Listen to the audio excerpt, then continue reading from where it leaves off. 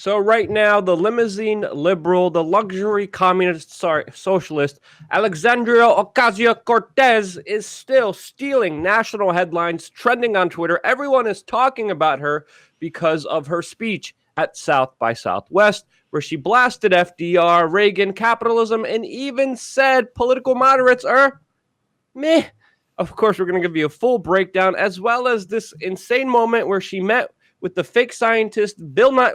I have a whole rant about this, but Jason, you made me aware of this story. What highlights here stuck out to you the most about her speech? So obviously, Luke, the thing that stuck out to me most is that she called the original New Deal, the FDR program after World War II, racist compared to her Green New Deal. And that's because her Green New Deal, Luke, isn't really about just being green. It's about social justice for just about every single group that she claims has been oppressed throughout history, including women. Half of our historical population. Pretty ridiculous stuff, in my opinion. She used this opportunity to go after Reagan. I'm not going to sit here and defend Reagan.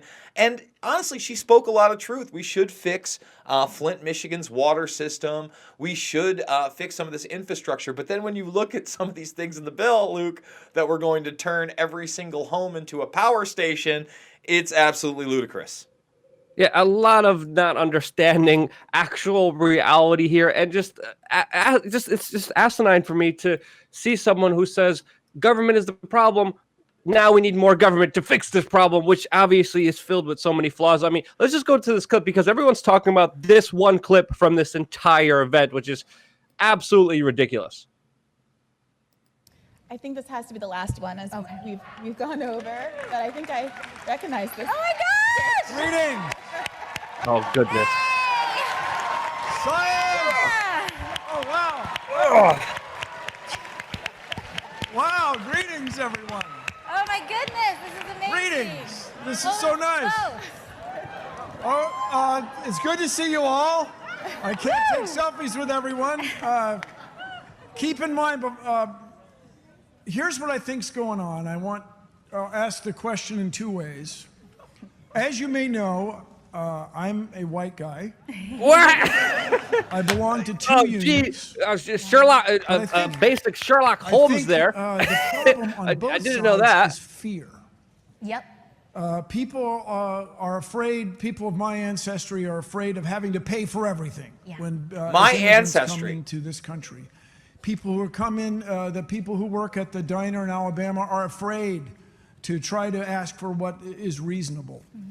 So, do you have a plan to work with people in Congress that are afraid?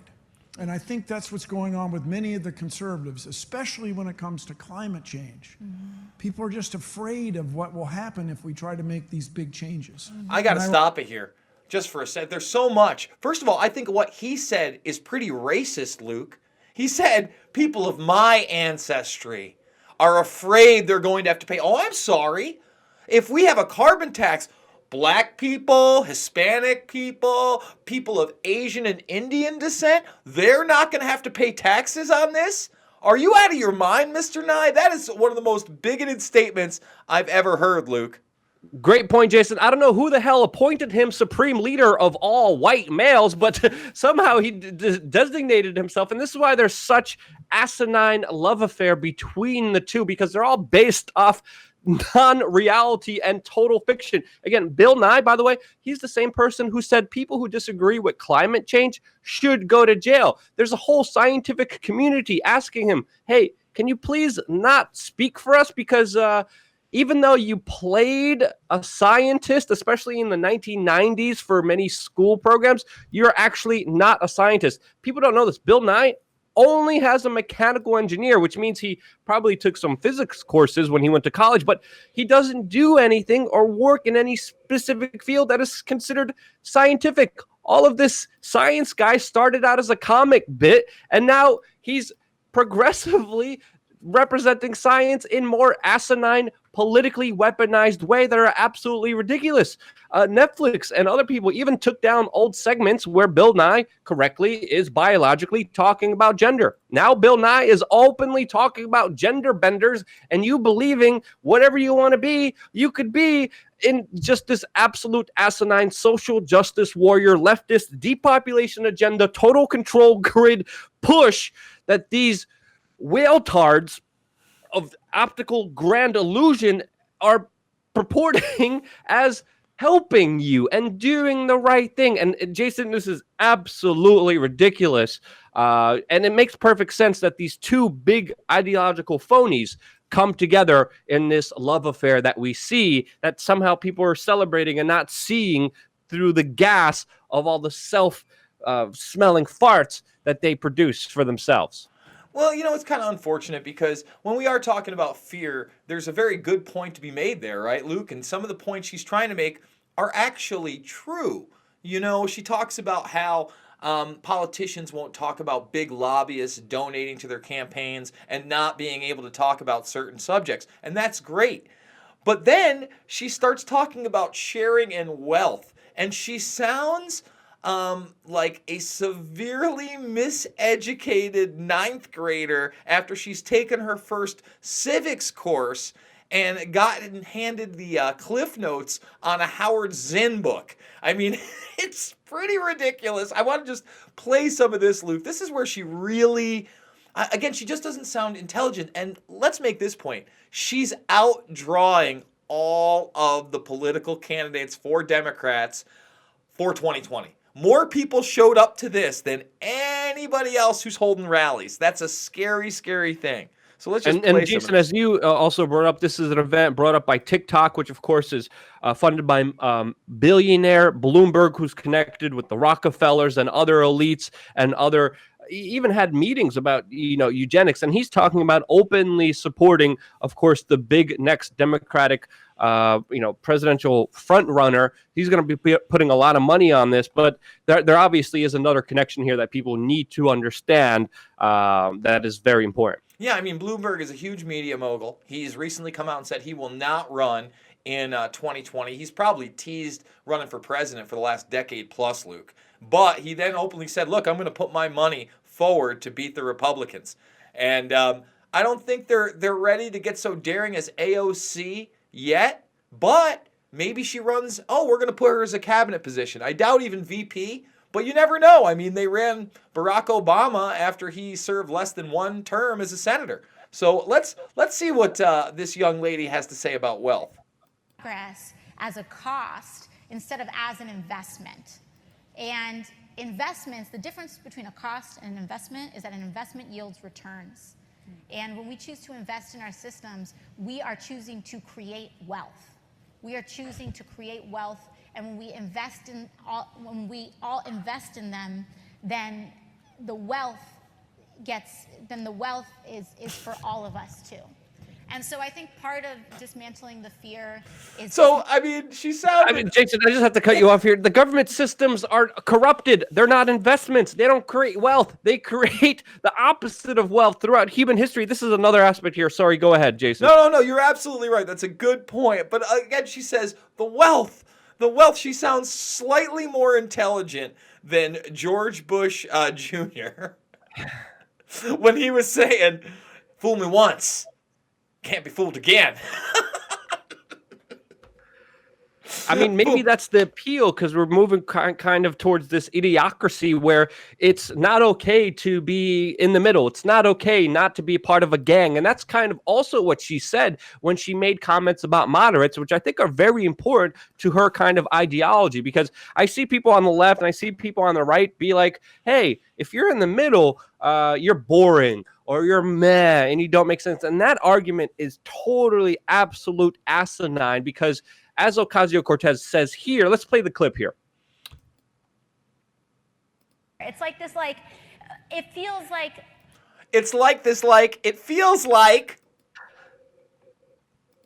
Moderate is not a stance. It's just an attitude toward life of like... Well, don't hold back. Tell me how you really feel about incrementalism. But the thing that and she's like waving her hair. But You notice here's that? the thing that Let's talk upsets about me. that body language. It's No, like no, no, no. moderate. I mean, this is an important aspect here. Hold on. There's a very important point I want to make here. Keep playing it just for a little bit more. Is that we've become so cynical that we view meh or we view cynicism as an intellectually superior attitude. Again, she's factually incorrect. Moderate isn't cynicism. It's actually staying in the middle and not going too far off the cliffs. If you look at history, she's, again, making the context here. Like, if you're not doing something, if you're not going for something, if you're not pushing for something, if you're just trying to be in the middle here and you're not far left or far right and pushing these greater ideologies, that you're meh, whatever. But in reality, that's the thing that has been keeping humanity alive. Because, again, it's been governments pushing for far right and far left-wing policies all throughout human history, greater ambitions, greater conquests that have led to the most human suffering. It is the story here of radicalization that, of course, she is for and she represents, as well as the people on the far right. And I think that's why there's such a love affair from the far left and the far right of so many characters loving this, that she's in this discourse. That's why Trump exists. She's the pretty much epitome of Trump on the left. And I think this is a pathway towards more insanity, more government. And again, she's coming from the perspective corporations are bad. Yeah, sure. There's a lot of things we have to deal with when it comes to the private sector, but you have to understand the public sector enabled this and created the worst forms of crony capitalism that exist. And historically speaking, when governments are ambitious, they usually predominantly lead to human suffering. Very rarely in human history has governments, powerful people's ambitions led to something that works out for the benefit of everyone, because again, they're just individual benefits and strives of the people who are pushing for them, few select people. And this is an attitude that I totally decry and totally disagree with. Well, again, when I look at this woman and she says like 4 times in under 5 seconds, and then her next thing is to touch her hair and wave it around so that people are looking at her, and she's like, yeah, you know, that lifestyle, like that moderate lifestyle, it's like meh. I want you to play team baseball. I want you to go so far left and so green that we get a new deal. And like then everybody can share in the wealth that we create. Like, okay, like it's blowing. This is the most popular rising star we've seen in politics since Barack Obama. I want people to let that sink in. She does not and sound someone intelligent. Michael Moore said is the leader of the Democratic Party. Luke, I wish you were joking about that. I mean, Michael Moore is now openly lobbying for her to run for president. And this, guys, again, check this out. It was like, what, a month and a half ago? He's like, let's just say it. And by the way, she was in Fahrenheit 11/9. She was one of the featured up-and-coming politicians that was going door to door with Michael. She got some FaceTime in that. And here he says she's the leader of the party. And if you're moderate, stop being moderate. Absolutely insane. Again, just a total war on rational, calm thinking that is not biased, that is not hyperbolic, that is not made to divide and conquer you. She's the perfect for her leftist agenda. The people on the right wing that are also hyperbolic, also sensational, are perfect for their agenda. And this is why we have these such extremes that need to be called out just as effectively. That's my take on it. Jason, if you disagree, let me know. But I don't see this getting any better anytime soon, only progressing downwards with her popularity becoming more prominent in our sphere with the more crazy asinine things that she says. So with that happening, yeah, let me know what you guys think in the comment section below, especially if you guys think we're wrong. Don't forget to subscribe, to click the notification button. We're overhauling, doing a lot more content here on our YouTube channel, which of course is Fueled Finance, sponsored by you, the viewer. Thank you again so much for watching. Stay tuned for more here on youtube.com/we are change.